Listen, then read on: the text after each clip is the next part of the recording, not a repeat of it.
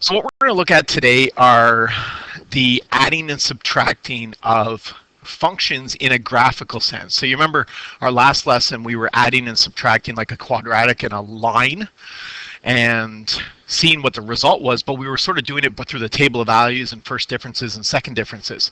Here we're just going to look at adding functions graphically. And the concept's pretty straightforward and something that I think we'll be able to follow along pretty easily.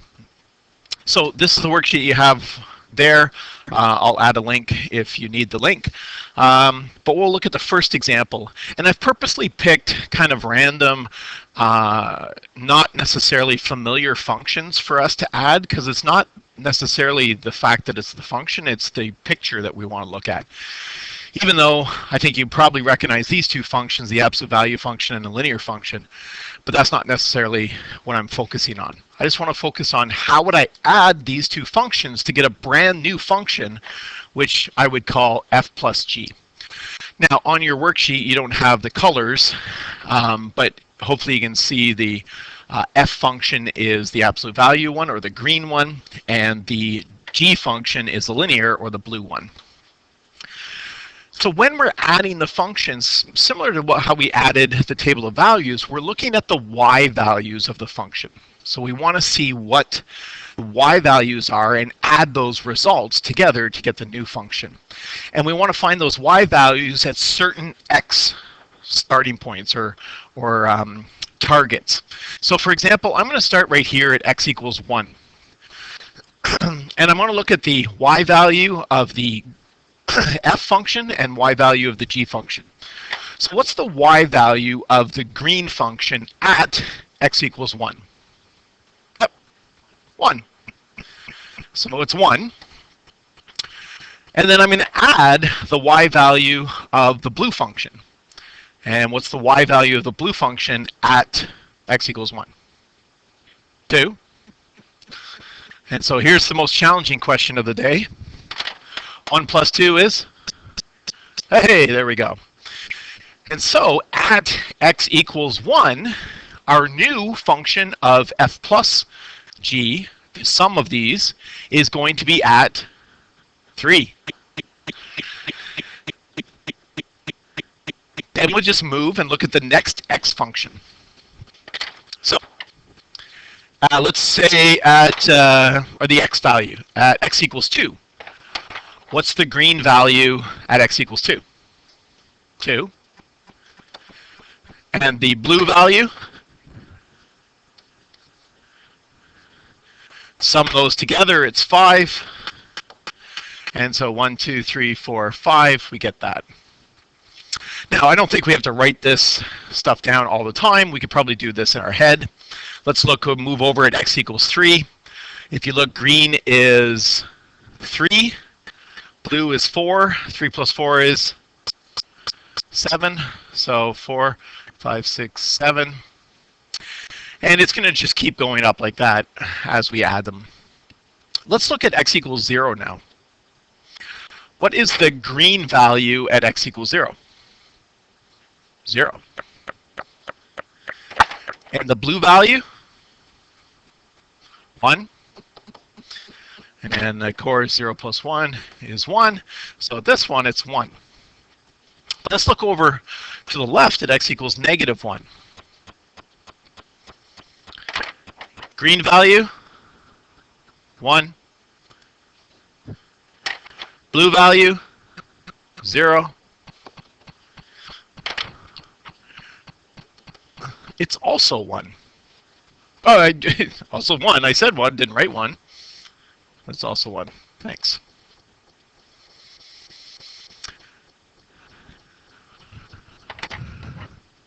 Next one. 2. And then what's the blue value?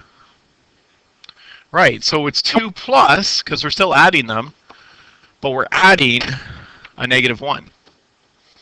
2 plus negative 1? 1. And so this becomes 1 again. And I think we kind of see what's happening here. The next one's going to be 3 plus negative 2 is 1 and 1 and 1 and 1, because as the green one gets bigger, the blue one gets smaller by the same amount, right? The rate of change in both of those is the same, and so it's kind of like taking the average of those two and putting it right in the middle. They're almost canceling each other out, with the green always being just slightly ahead of the blue.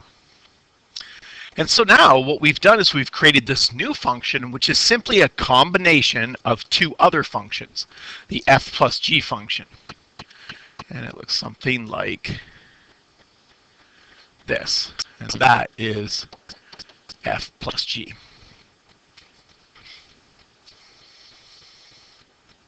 Now, we found it by kind of just looking at the y values and doing the adding, and we almost, you could imagine if this was in a table of values, we'd be doing the same thing we did as the last day. But what I want you to do is sort of see the picture as a whole and see why the graph is behaving the way it is. Especially like at this, in the positive x direction, we of course see this green one going up and getting bigger. And if you're adding the blue one, it's also getting bigger. They're both positive, so if you add those, the red one's going to be bigger as well. And it's going at the same rate, so the red is going to increase at the same rate. The green and the blue are both going up by 1s, so their first differences would be 1. The blue then is 1 plus 1 going up by 2s. So you see it going up by 2s. And similarly over here, you can imagine it like a little tug of war, like the green is going up and the blue is pulling down, and the two are pulling against each other, and we have that in between. Kind of like when we were looking at the quadratic and the line in the last lesson. Remember, like the line was pulling the quadratic to a certain direction and pulling it down. Okay? Now, we can look at the same thing, but with two different functions. Again, this shape may look parabolic, but it might not be exactly. And again, that's not the point. The point is just how I add them. So, again, we'll just take some x values and start adding the y values together. I think I'll start at 0 for this one. So green is about 1. I know it's not quite on 1, but I'm going to say it's about 1. And blue is 1, 2, 3, 4, 5, plus 5. So the sum is going to be 6. So the f plus g, which is this new red function I'm creating, is that. And I'm going to put it just a little bit underneath, because it looks like that's just a little bit underneath 1. But you can almost imagine the green line just being above this. That's how far up above the parabola it is. And then we move over to x equals 1. I'm actually going to move just a little bit over from x equals 1 and look at that spot. Looks like about 1.2 or something like that, because that looks like where this green line is crossing the x-axis. So I'm going to just say at about here I've got a 0. And just on the other side of this is maybe like, I don't know, 4 and a bit, whatever. Like let's say 4 1/3, just for fun. But since it's the green one is 0, I know that the sum is going to be at that exact spot. So I really don't care if it's 4 1/3 or for whatever. It's going to be at the exact same spot. Oh, thanks.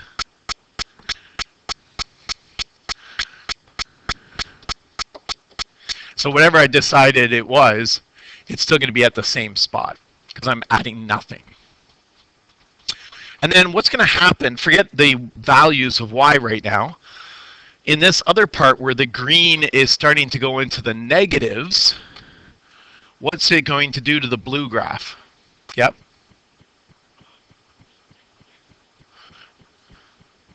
Right, it'll be below the blue graph, won't it? Because you're adding a negative. So for example, let's take right here at x equals 1, 2, 3. I see -1 plus, let's say 1. It looks like just a little bit above 1. But we get the idea that those are going to cancel to 0 and it's going to be about there. And then, of course, as we keep going, the green is in the negatives, and then the blue go to the negatives, and if I add negatives together, it's going to get further in the negatives. And so I can see the graph sort of maybe doing something like this, and continuing on in that direction.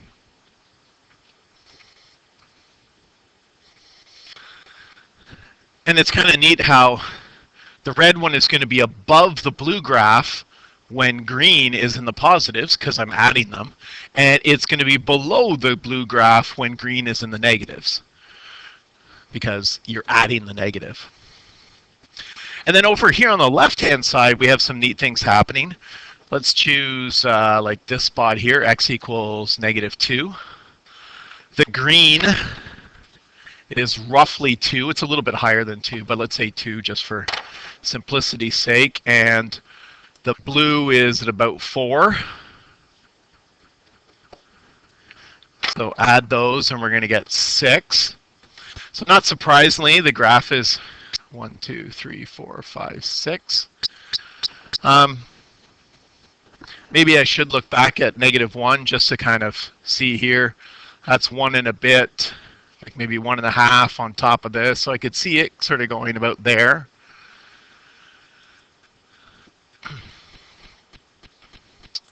I can see that this spot here is 1, 2, 2 3/4 plus another 2 3/4, about 4, 5-ish, kind of about there. But then this blue graph starts to go down really steep. So although green is up here at 1, 2, 3.5, you're now only adding a 0. So the blue graph has lost all of its influence, right? Because the blue is getting really, really small. So at this spot, I see that it's going to be right on the line. So I think we can kind of get the shape of this pretty well. It's going to look something like this. And this would be our new function called f plus g, a combination of two other functions. And again, I want you to see the graphs as a holistic piece about how maybe the green one is influencing the blue graph. So we talked about how it pulls it underneath the blue because the green is negative. Over here, they're both positive, so the f plus g is going to be bigger. But as the blue loses influence, the red graph starts to pull closer to the green as the blue gets smaller and smaller. Okay. So that's usually how we'll be combining, is through some sort of addition. You saw in the Desmos activity that we also combine through multiplication. But for the sketching stuff, you can also combine by subtracting. You can even combine by dividing, but we've actually looked at those. Those are rational functions, right? When you had like a polynomial on the top divided by a polynomial on the bottom. So those were being divided. So those ones we've already kind of studied. But here we'll just look at subtracting. So it's the same idea as what we did back a couple of slides here. We take all the y values, but now we're going to subtract them. So again, pick a few spots like x equals 1. Make sure you are careful on the order because I'm doing f minus g. So I have to start with the f or green function first and subtract the blue. The other order will probably result in a different picture. So the f is at 1.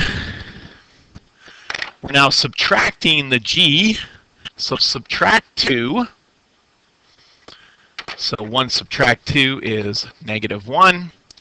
So that means I'm going to have a new y value down here at -1. Again, I think we can just do this without writing them down. Green is 2. I'll write this one down. 2 minus the y is what, for the blue is what? 3. So minus 3. Negative 1 again. Is it always going to be negative 1 on that other side? Yeah. Why?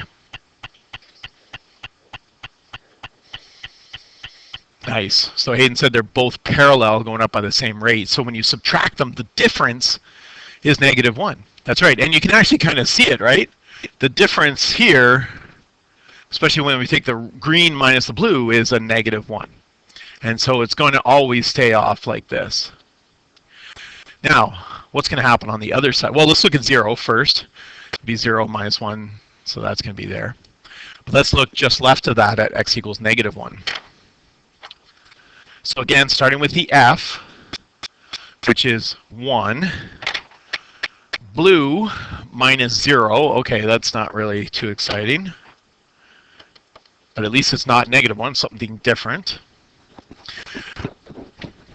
Let's look next door and see the green value is 2.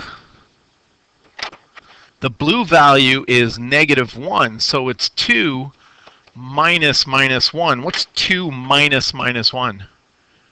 3.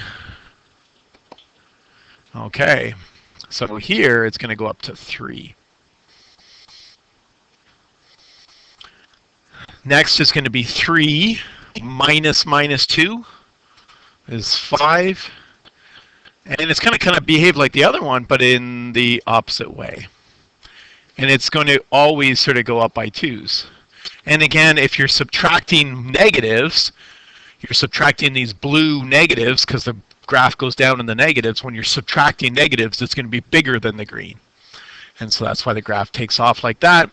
And then we end up with this interesting graph here,